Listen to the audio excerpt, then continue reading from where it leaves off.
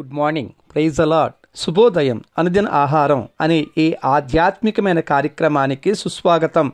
మనుషుడు రొట్టె వలన కాదు, దేవుని నోటు నుండి వచ్చు ప్రతి మాట వలన జీవించును. ఈరోజు దేవుని యొక్క వాక్య ఆత్మీయ ఆహారము కీర్తనల గ్రంథము 36వ అధ్యాయము 7వ వచనంలోని 2వ భాగము. నిన్నటి దిన వర్తమానము కొనసాగింపు. నరులు నీ రెక్కల నీడను ఆశ్రయించుచున్నారు. ఎవరైనా ఏదైనా ఒక నీడను ఆశ్రయించే పరిస్థితి వారి వారి జీవితాలలో వచ్చిందంటే వారు ఆశ్రయించు నీడ ఎంత బలము గలదో విచారించకుండా ఉండరు. నమ్మకం వచ్చినప్పుడు వారికి ఉన్న ఆపదను బట్టి ఆ నీడను స్థలమును ఆశ్రయించుచు రక్షింపబడతారు. దేవుని రెక్కల నీడ ఎంతో బలమైనది, ప్రతి ఒక్కరూ ఆశ్రయించ తగిన నమ్మకమైనది. సంఖ్యకు లక్షలతో కూడిన బలమైన జనాంగమును వారిని దేవుడు తన రెక్కల మీద మోసి దేవుడు తాను వాగ్దానం చేసిన భూభాగములో చేర్చి నమ్మకమైన వాడని రుజువు చేసుకున్నాడు. దేవుని యొక్క రెక్కల నీడలో దేవుని ప్రజలు ఆశ్రయించి సమృద్ధి, తృప్తి పొందుతారు.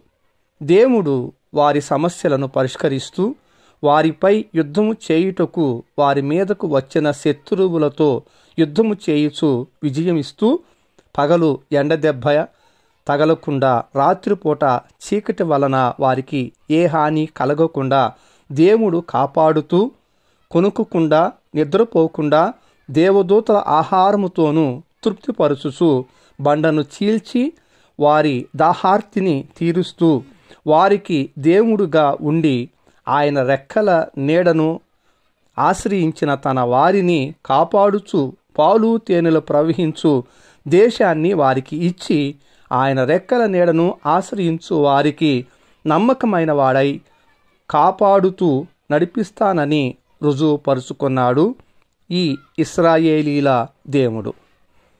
దేవుని యందలి విశ్వాసముతో వారి ప్రతి అవసరమును దేవునికే చెప్తూ దేవుని మీదే వారు ఆధారపడుచు దేవుని వైపే చూస్తూ నిరీక్షిస్తున్న వారు మరియు వారి బలిష్టమైన హస్తముల నుండి వచ్చు సహాయము కొరకు ఎవరైతే కనిపెట్టుకొని ఉంటారో వారు దేవునిని ఆశ్రయించిన వారు.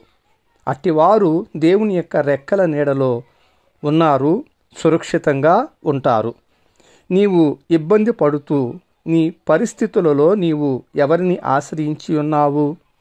నీవు ఎవరి మీద నమ్మకముంచి ఆధారపడి ఉన్నావు? మనుషులను ఆశ్రయించుట వ్యర్థమని, మనుషుల మీద ఆధారపడితే అట్టి వారికి అవమానాలే ఎదురు కావలసి ఉంటుందని ఎరిగి దేవునిని నీవు ఆశ్రయించకుండుట ఆశ్చర్యంగా ఉంది. బలమైన విశ్వాసం గలవై నీవు ఈ కొద్దిపాటి చులకని శ్రమలకి బలహీన పడుతూ మనుషుల మీద ఆధారపడటమేమిటి? ఇతరులకు బోధించు నిన్ను నీవు బోధించుకొనవా? నీకు సహాయము అందించలేని బలహీనమైన రెక్కల కింద రెక్కల నీడలో నీవు ఉన్నావని భావిస్తున్నావా?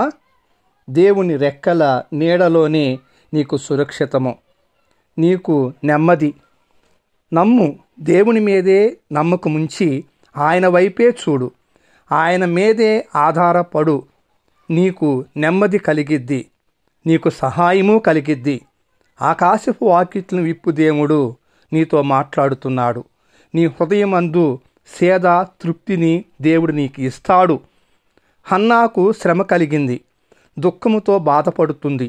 తన భర్త అయిన ఎల్కానా ధైర్యముతో ఆదరించెనను ఆమె మాత్రము తన యొక్క శ్రమను కష్టమును దేవుడే పరిష్కరించగలడని ఎరిగి దేవుని రెక్కల నీడను ఆశ్రయించి ఉండగా ఎక్కడ అవమానం నొందినదో అక్కడే ఆమె ఘనపరచబడినది. ఎవరు ఆమెను నిందించారో వారే ఆమెతో కలిసి దేవుని మందిరానికి రావటము జరిగింది. హన్నా బ్రతికిన దినములన్నీ దేవుని యందు సంతోషించుచు జీవింపసాగింది. ఇట్టి గొప్ప ఘనత నీకు దేవుని రెక్కల నీడయందు మాత్రమే ఉన్నదని నమ్మి ఇప్పుడే సజీవుడు సర్వశక్తుడైన దేవునిని ఆశ్రయించు. నరులు నీ రెక్కల నీడను ఆశ్రయించుచున్నారు. ప్రార్థన. ప్రేమ స్వరూపమైనటువంటి మహాకనికరం కలిగిన మా పరలోకపు తండ్రి, ఈరోజు మీరు మమ్మల్ని ప్రేమించి మాకు అనుగ్రహించినందుకే వందనాలు. ఎవరైతే ప్రభువా మిమ్మల్ని ఆశ్రయించినటువంటి అవిశ్వాసములో ఉన్నారో, ఈరోజు ఎవరితోనైతే నీవు నీ వాక్యము ద్వారా ఈ ఆత్మీయ ఆహారాన్ని అందించి మాట్లాడావో అట్టి వారిని జ్ఞాపకం చేసుకొని, దేవా నాయన మీ రెక్కలను నీడను ఆశ్రయించేటటువంటి నమ్మక విశ్వాసమును మా అందరి హృదయాలలో కలగచేయమని, ముఖ్యంగా ఎవరైతే ప్రభువా ఈ వాక్యం చేత దీవించబడ్డారో, తాకబడ్డారో వాళ్ళ జీవితంలో గొప్ప అద్భుతం జరిగించమని ఈ దినమంతా మీ అధికారానికి అప్పగిస్తున్నాం. మా కంటి చూపులు, నోటి మాటలు, హృదయ తలంపులు, క్రియలు సమస్తమును కూడా మీరు స్వాధీనంలో పెట్టుకొని ఏ పాపంలో మేము పడిపోకుండా మమ్మల్ని కాపాడమని మీ బంగారు పాదములకి కృతజ్ఞతాస్తుతులు స్తోత్రములు చెల్లిస్తూ ఈ విన్నపము మీ ప్రియకుమారుడును మా రక్షకుడైన యేసుక్రీస్తు అత్యున్నతమైన నామములో ప్రార్థించి పొందుకొని ఉన్నాం పరమ తండ్రి.